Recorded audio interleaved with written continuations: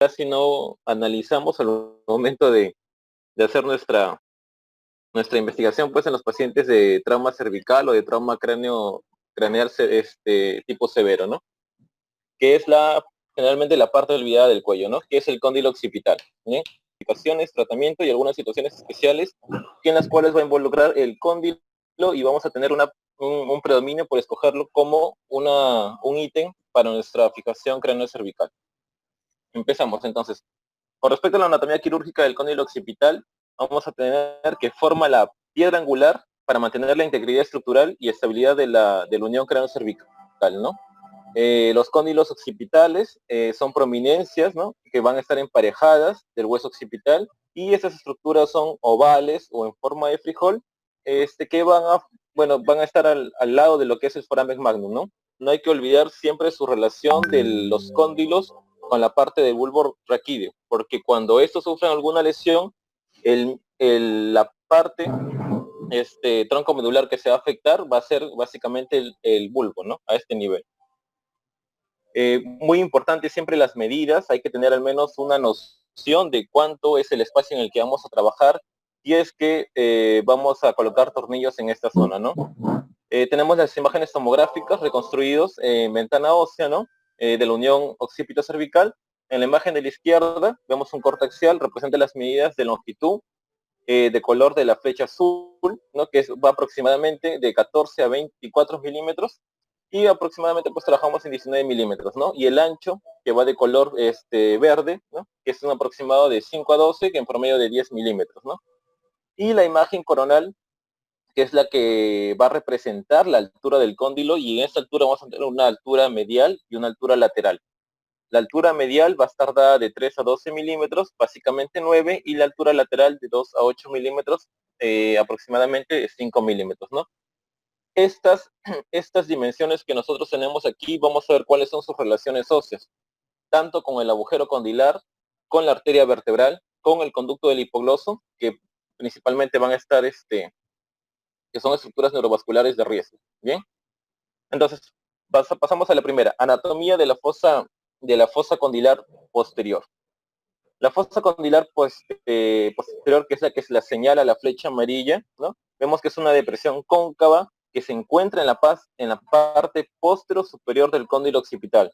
Vamos a ver que tiene, ¿no? Dentro de esta fosita va a contener la vena condilar, o también llamada vena emisoria condilar posterior, ¿no? Que se identifica ahí con la flecha amarilla, ¿no? Es una estructura que suele sangrar mucho cuando hacemos una disección muy lateral para ubicar el cóndilo occipital. Entonces, si nos sangra al momento de hacer nuestra disección, debemos de ser conscientes de que podemos haberle, ¿no? Dado a la vena condilar posterior, ¿no? Pero como nosotros, bueno, aquí vemos una vista más aumentada, ¿no? La distancia desde la vena emisora condilar posterior hasta la parte superior del cóndilo occipital es de aproximadamente de 8 a 10 milímetros, ¿no? Y esto es un paso importante para lo que es la exposición quirúrgica, ¿no? Identificando la vena emisoria condilar posterior, nosotros definimos la extensión lateral de la disección, ¿no? Y ya sabemos que es imprescindible para evitar el sangrado, ¿bien? Ahora, como nosotros no, generalmente son imágenes no disecadas, bonitas, pero usualmente nosotros vamos a basarnos en lo que es la angioten, ¿no? Tenemos un angioten, en la parte izquierda vamos a ver la parte arterial y la parte derecha la parte venosa. Entonces, aquí en la imagen de la izquierda nos muestra en flechas rojas, ¿no? La parte de la fosa condilar posterior bilateral, ¿no? Y en la parte que aquí en esta flecha roja, no sé si logran identificar, ¿no? Vemos que es el punto de entrada de la vena emisora condilar y por debajo, a 8 o 10 milímetros por debajo, ubicamos recién lo que es el cóndilo en su parte posterior superior. Y en la imagen de la derecha, las puntas de flechas verdes, vamos a ver cómo salen las venas, ¿no? Las venas emisarias condilares posteriores, ¿no? Que pasan a través de ese agujero condilar, ¿no? Pero a veces no contamos mucho con la reconstrucción, así que tenemos que acostumbrarnos también a verlo en un angiotén en corte sagital en el protocolo de MIT o VIC, ¿no? Ya porque a veces no tenemos a la mano la reconstrucción, ¿no? Entonces aquí vemos una imagen, ¿no? De angiografía computarizada, ¿no? una vista sagital, ¿no? De la unión occipito-cervical, y vemos en las flechas amarillas la vena emisaria condilar posterior, ¿no? En todo su recorrido. Otra de las estructuras que vamos a tener también nosotros en cuenta es la arteria vertebral, ¿no? Aquí básicamente sabemos que la arteria vertebral se divide en 4 segmentos. El segmento 3 es el que nos interesa en la parte condilar, ¿no? Porque junto con este segmento B3 y toda la red venosa que envuelve a este segmento, va a descansar sobre el arco posterior para luego dar la vuelta e ingresar hacia la parte intracraneal. ¿Bien? Esta arteria vertebral, ¿no? Debe identificarse siempre de manera temprana, ¿no? A través de una exposición meticulosa, así como les dije que el límite lateral iba a ser la vena emisaria. También vamos a tener otro límite que es la arteria vertebral a nivel del arco S1, ¿no? Donde vemos que gira medialmente para hacerse intracraneal, ¿no? Esta arteria siempre va a estar protegida, ¿no? por el plexo venoso, y bueno, una vez identificándola, simplemente la retraemos, ¿no? Con cotones o retractores suaves para evitar, pues, no lesionarla durante la inserción de algún tornillo condilar, ¿no? Luego seguimos, ¿no? Hay que conformarnos a ver también en tomografía.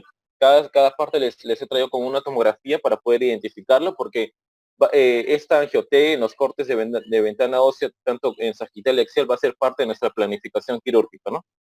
Entonces, en la parte izquierda vemos la imagen de angio-T tridimensionalmente, ¿no? Vemos con la flecha amarilla de la imagen izquierda el segmento B3 de la arteria vertebral, y con el asterisco vemos el punto de entrada condilar, ¿no? Que es el punto más alto en la región posterior del cóndilo, ¿no? Y en la derecha vemos la relación del arco posterior del segmento lateral por donde va a dar la vuelta la arteria vertebral con el punto de entrada de los tornillos condilares, ¿no? Que es la estrellita que está en amarillo. Otra de las estructuras importantes también es el conducto del hipogloso, ¿no? Este conducto va a contener al nervio hipogloso y va a pasar desde anterior hacia lateral, justo por encima del cóndilo occipital, ¿no? Recordemos que el cóndilo, cuando les muestre la imagen tomográfica, va a ser casi un análogo de lo que es el agujero vertebral. Bien. Es importante también saber la distancia que hay desde el conducto del hipogloso hacia la unión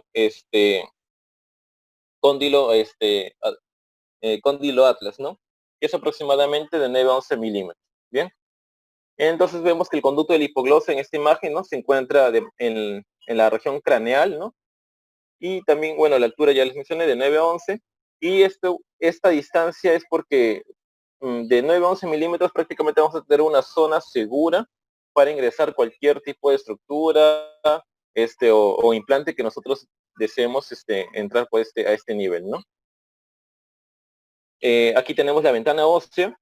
Si bien aquí vemos, ¿no? Bueno, los cortes homográficos, ¿no? Muestran la parte de nuestra evaluación preparatoria, y en la imagen izquierda nosotros vemos en corte sagital una altura efectiva. Si bien es cierto, les mencioné que desde el conducto del hipogloso hasta la unión cóndilo-atlas había de 9 a 11 milímetros, pero nosotros tenemos una altura efectiva, ¿no? La altura efectiva aproximadamente va de 5 milímetros, porque como ustedes ven hay una línea continua azul que se traza, ¿no? Desde la unión condilar antero superior y postero superior, ¿no? Porque la articulación es cóncava y convexa, ¿no? Entonces, nuestra altura efectiva real va a ser de 5 milímetros, ¿no? Y por lo tanto, pues, ¿no? Los tornillos se prefieren menor de este tamaño para una mejor, para evitar lesionar el conducto del hipogloso, ¿no? En la imagen derecha vemos la trayectoria que puede tomar la colocación del tornillo en el plano sagital, ¿no? Que generalmente, pues, se recomienda que sea 5 grados cranealmente. Bien. Acá tenemos más imágenes.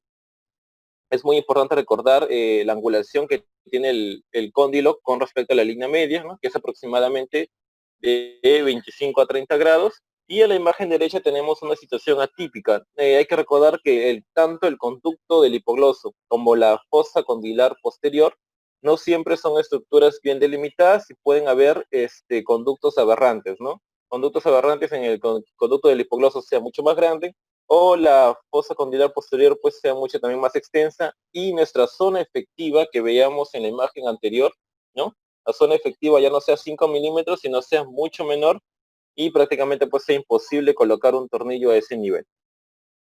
Bien, entonces ya conociendo las partes de la estructura condilar, tanto la anatomía quirúrgica, vamos a ver una patología que es con respecto a las fracturas de C0, ¿no?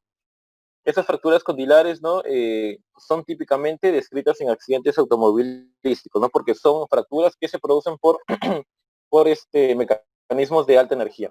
Descrita por primera vez por Charles Bell en 1987, cuando él tuvo un paciente, bueno, anecdóticamente, ¿no? Tenía un paciente post-tec, le da de alta, el paciente se le caen las cosas, se agacha para recogerlas y fallece pues de manera súbita, ¿no?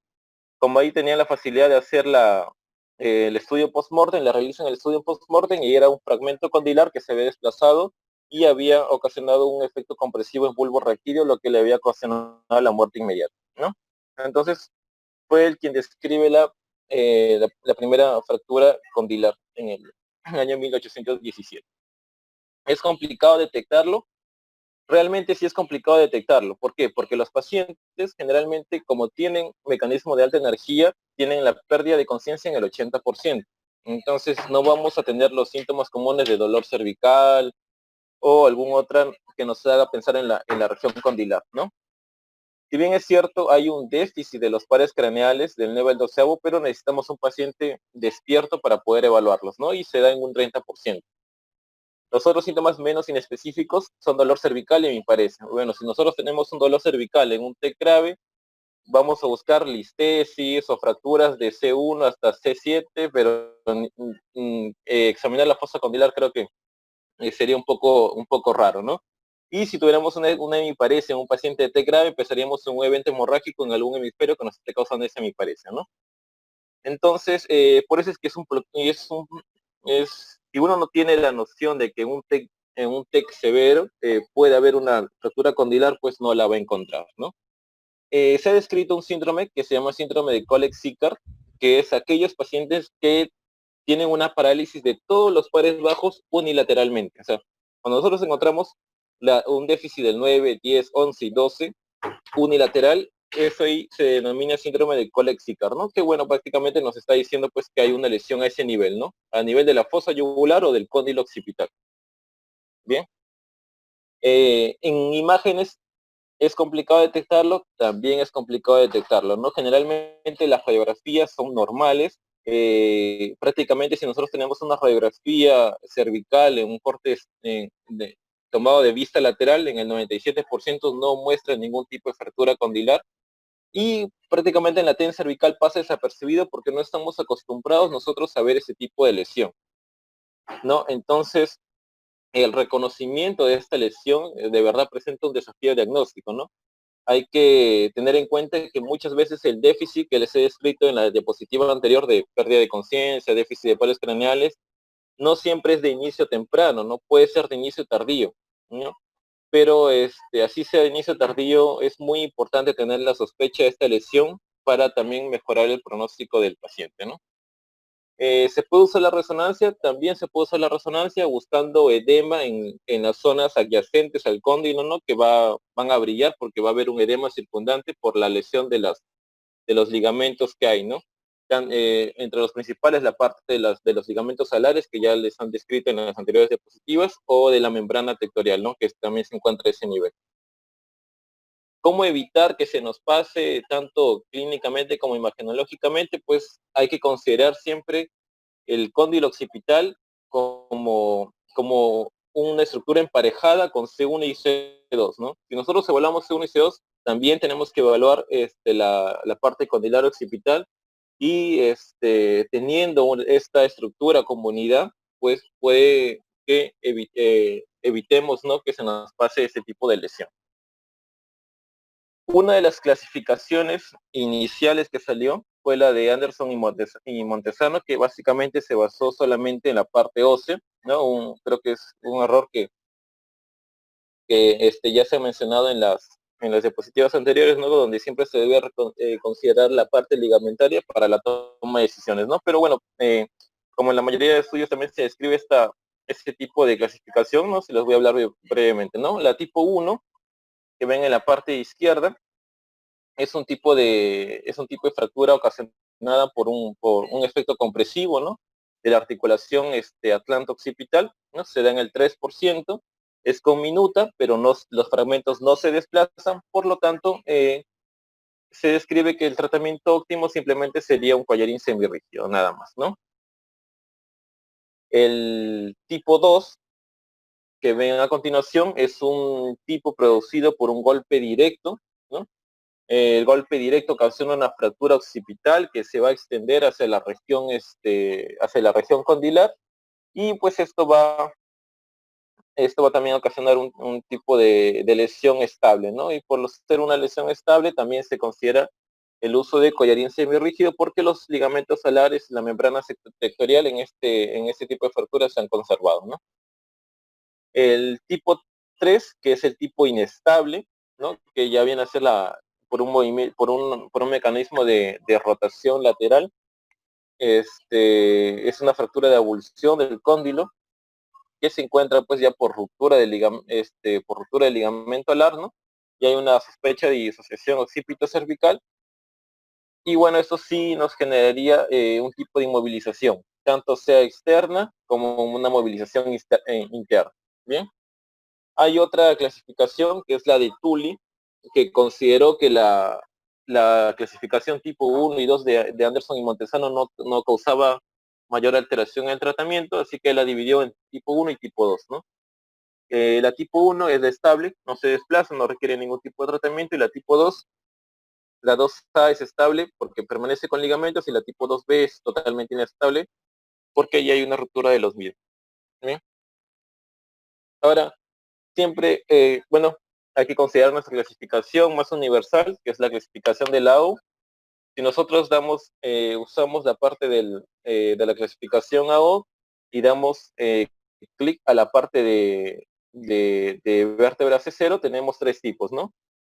Tipo A, donde solamente hay la lesión del cóndilo; tipo B, donde hay lesión de los ligamentos; y tipo C, donde hay un desplazamiento de la región cóndilo atlas, ¿no? No olvidar siempre que en nuestra clasificación no solamente debemos de ver el tipo de fractura, sino también el déficit neurológico, que son los modificadores. Bien. Bueno, este tipo de diagrama les traje para que sea un poco útil o orientativo al momento de escoger nosotros el tipo de lesión, ¿no? Si nosotros tenemos una lesión de ligamentos o un daño neuronal, pues de eso va a depender nuestra orientación hacia una descompresión o una fijación interna, ¿no? Pero si no tuviera ni lesión neuronal ni una lesión inestable cráneo-cervical, pues simplemente es un collarín, ¿no? Que se describe por 3 semanas a 6 semanas, en el cual se puede comenzar con un collarín rígido, totalmente rígido como el Filadelfia, y luego pasar a un collarín semirrígido, ¿no? Las posteriores 2 a 3 semanas. Bueno, el tratamiento es de verdad controversial, como todo en columna, ¿no? Con respecto a las fracturas de S0, nosotros tenemos que estable, vamos a usar el collarín, ¿no? Ya va a haber alguna charla adicional de estos ortésicos, pero bueno, generalmente, como les mencionaba, se inicia con el Filadelfia y luego se pasa a lo que es un collarín semirrígido, ¿no? Para mayor comodidad y también para que el paciente permanezca y no se lo esté sacando a cada momento para lograr pues una buena fusión. Bien, el problema viene cuando es el tratamiento quirúrgico, ¿no? Cuando es inestable, cuando escogemos la parte de abajo, ¿no? Con respecto a la parte de abajo tenemos dos opciones, ¿no? Usar un halo de Bess, ¿no? O hacer la fijación occipito cervical interna, ¿no? Ahora, con respecto a la fijación occipito-cervical interna, ¿no? Hay que recordar que debemos nosotros tomar las mediciones operatorias, ¿no? Antes de la cirugía. No es útil conocer la longitud y el ancho, como se describe igual en la guía de la U, ¿no? Porque esta medición nos va a guiar tanto en profundidad al momento de hacer la perforación con la iniciadora, ¿no? Bueno, en este caso tenemos un cóndilo de 25 por 11 que está dentro de los rangos descritos en la tercera diapositiva. La altura también, ¿no? En la segunda imagen, nosotros ya identificamos la relación con el agujero magno y la lateralidad, que es aproximadamente 5 milímetros. La tercera imagen que ve en un corte axial, cuánto tenemos de mover, de angular nuestro tornillo, tanto en el plano axial como en el plano sagital. Y bueno, con respecto a los tornillos, son tornillos especiales para cóndilo, ¿no? Son tornillos que deben de tener una parte en forma de rosca y un dorso libre, ¿no? Porque ese dorso libre va a permitir que nosotros hagamos una fusión C0, C1 de manera adecuada, ¿no? Porque si no la cabecita del tornillo nos quedaría muy, muy, muy adentro y al momento de tratar de fusionar C0, C1 nos va a ser demasiado difícil, ¿no? En la penúltima imagen, ¿no? Vemos un tornillo de 22 milímetros, ¿no? Tenemos una longitud de 25, se escoge un tornillo de 22, lo que es adecuado, ¿no? Y bueno, finalmente se coloca el tornillo en la región condilar, ¿no? Yo había buscado a ver si en Perú tenemos tornillos condilares. Bueno, esta imagen es de Newson. No hay tornillos, pues ellos no tienen tornillos condilares, solamente tornillos cervicales, ¿no? El más pequeño de 3.5 milímetros, ¿no? Su longitud, como sabemos, la más pequeña también que tienen es de 10 y siempre los tornillos van subiendo de dos en dos, ¿no? Para no olvidarnos, porque hay que tratar de familiarizarnos con eso, ¿no? Van subiendo de medida de dos en dos, ¿no? Pero no son los adecuados si nosotros intentamos hacer una fusión a nivel condilar, ¿no? En otra parte, los de Puy Sintes también vi si tenían tornillos condilares, pero en Perú tampoco tienen. Ellos tienen de un diámetro también de 3.5 como mínimo, y ellos, su longitud no empieza en 10 como los de Newson, sino empiezan en 8, ¿no? También incrementando de 2 en 2 hasta llegar a 50, ¿no? Pero tampoco tienen tornillos condilares para ese tipo de procedimiento, ¿no? En todo caso, el que más se aproxima sería este de acá, ¿no? Que vemos que tiene un dorso libre y un dorso que se enrosca para lograr una fusión a nivel cervical, ¿no? Ahora, hay situaciones especiales en las que, bueno, no siempre se va a escoger la parte occipital, ¿no? Como fijación, ¿no? Ya sabemos la línea nucal superior, línea nucal inferior, el espacio, la parte media, ¿no? Pero pues hay situaciones especiales que sí o sí vamos a necesitar el cóndilo, como por ejemplo en cranectomías de fosa posterior, ¿no? Donde no tenemos este hueso occipital, o cuando pues la escama está infectada o está invadida por alguna región tumoral, o cuando la región ya se ha hecho occipito cervical y ha sido de manera fallida, ¿no? Ya para acabar unos casos solamente, ¿no? Les traje este caso en especial, bueno, porque era un paciente que había tenido un TEC grave con una fractura en la región occipital, más un hematoma en fosa posterior, más fractura condilar, más luxación C1, C2, ¿no? Y bueno, este paciente como ven ahí, ese tipo el tipo de hematoma que tenía en fosa posterior, se le tuvo que ampliar más esa fractura, ya que ya tenía en la parte occipital, ¿no? Como una craniotomía descompresiva suboccipital. Y aparte de eso, pues se tenían los cóndilos destruidos, que no, bueno, no encontré la imagen en el artículo, y la disociación C1, C2, ¿no? Entonces no podíamos usar ni occipital ni la región condilar, pero necesitábamos fijar que porque era una columna inestable, ¿no? Entonces, lo que se realizó aquí, pues, fue una cranioplastía con resina en la parte de la región occipital, y se puso un ortésico a ese nivel, pues, ¿no? Con un ortésico en la misma cranioplastía que se había realizado, ¿no? Para hacer una fusión, ¿no? Ahora, es un poco controversial porque en este paciente le pusieron, aparte de hacer esta fijación, un halo de Best por 3 meses, así que hay que tener en cuenta que a veces no hacer más no es lo mejor, ¿no? porque bueno, queda la duda, ¿no? En el artículo de si lo que funcionó para la fijación fue en sí el halo de Bess o fue la fusión interna que se le hizo, ¿no? Así que bueno, hay que considerar siempre todos los puntos de vista en cuanto a elección, ¿no? Y también olvidar que, si bien es cierto, nosotros tenemos que tener una alta sospecha en los pacientes con trauma mayor o con trauma o con TEC grave severo, pero también hay pacientes en los que con un trauma menor tienen una fractura condilar, ¿no? Así que si tenemos una tomografía cerebral, siempre hay que llegar al menos hasta el cóndilo para ver que esté intacto. Y si tenemos un TEC severo, con mucha mayor razón para evitar esa parte para que no se nos pase este tipo de lesiones, ¿no? Y porque vemos que pueden ser mortales, sobre todo cuando hay una luxación del fragmento condilar y presiona la región vulvar, ¿no? Que puede causarle una muerte súbita o mayor deterioro neurológico. Bien, bueno, eso era lo que les había traído el día de hoy.